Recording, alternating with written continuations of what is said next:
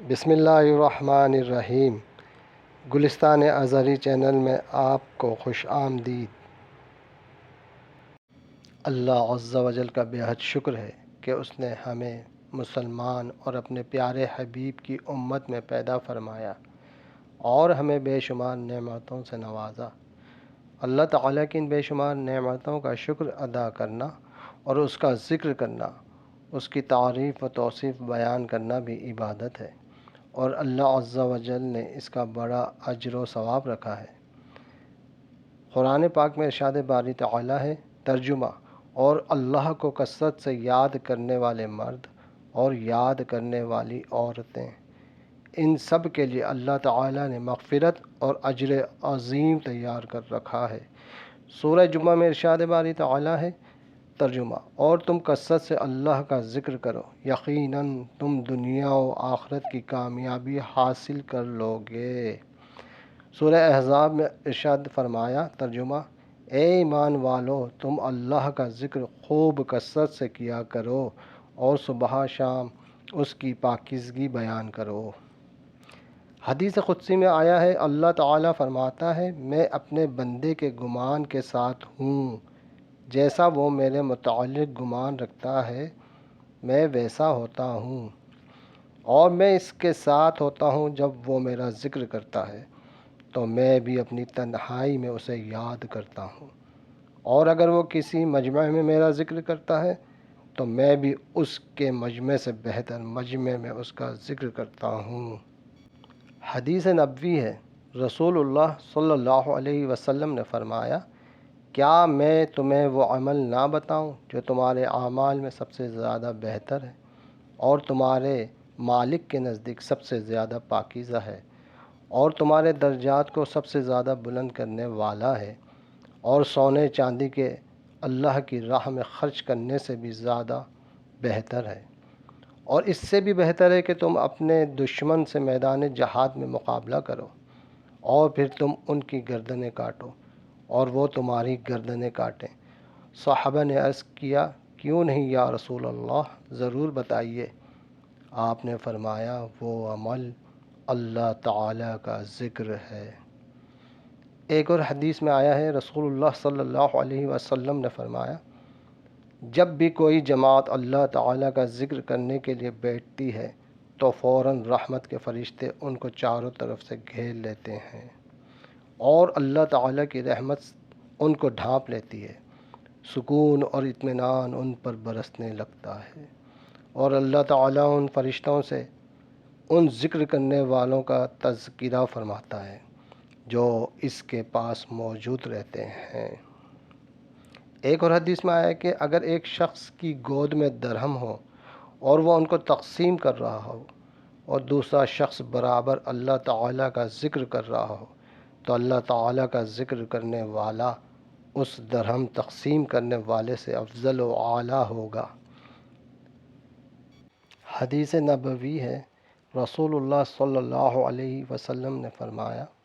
کوئی صدقہ اللہ تعالیٰ کے ذکر سے افضل نہیں ہے۔ ایک اور حدیث میں آیا ہے کہ رسول اللہ صلی اللہ علیہ وسلم نے فرمایا، اللہ تعالیٰ کے کچھ فرشتے اس پر مامور ہیں کہ راستوں میں گھوم پھر کر اللہ تعالیٰ کا ذکر کرنے والوں کو تلاش کرتے رہتے ہیں،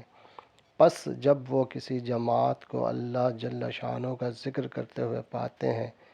تو آپس میں ایک دوسرے کو آواز دیتے ہیں کہ آؤ اپنے مقصود کی طرف آ جاؤ،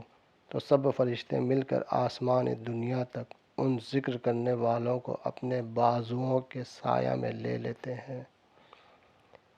ایک اور حدیث میں آیا ہے، رسول اللہ صلی اللہ علیہ وسلم نے فرمایا، اس شخص کی مثال جو اپنے پروردگار کا ذکر کرتا ہے اور اس شخص کی جو اپنے پروردگار کا ذکر نہیں کرتا، زندہ اور مردے کی سی مثال ہے۔ ایک اور حدیث میں آیا ہے، ایک صحابی معاذ بن جبل رضی اللہ تعالی عنہ فرماتے ہیں کہ آخری بات جس پر میں رسول اللہ صلی اللہ علیہ وسلم سے جدا ہوا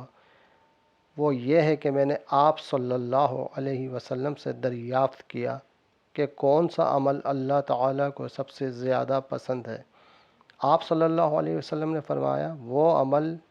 یہ ہے کہ تمہیں اس حالت میں موت آئے کہ تمہاری زبان اللہ کے ذکر سے تر ہو۔ ناظرین کرام، ہمارے پیارے آقا صلی اللہ علیہ وسلم صحابہ کو حکم فرمایا کرتے تھے کہ وہ تکبیر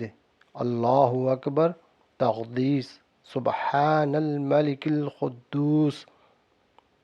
اور تحلیل لا الہ الا اللہ کی تعداد کا خیال رکھا کریں اور انہیں انگلیوں پر شمار کیا کریں۔ فرمایا اس لیے کہ قیامت کے دن ان انگلیوں سے دریافت کیا جائے گا اور انہیں قوت گویائی دے کر بلوایا جائے گا، اور وہ بتائیں گی کہ کتنی تعداد میں تکبیر و تقدیس و تحلیل کی تھی۔ ایک اور حدیث میں آیا ہے کہ رسول اللہ صلی اللہ علیہ وسلم نے خواتین سے خطاب کر کے فرمایا، تم تسبیح سبحان اللہ، تقدیس یعنی سبحان الملک القدوس اور تحلیل لا الہ الا اللہ کو اپنے اوپر لازم کر لو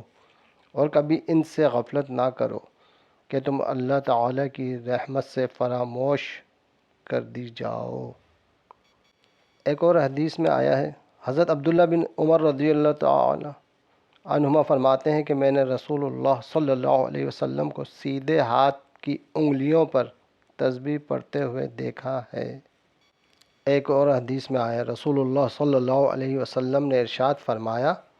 کہ بے شک وہ لوگ جن کی زبانیں ہمیشہ اللہ تعالیٰ کے ذکر سے تر رہتی ہیں وہ ہنستے ہوئے جنت میں جائیں گے۔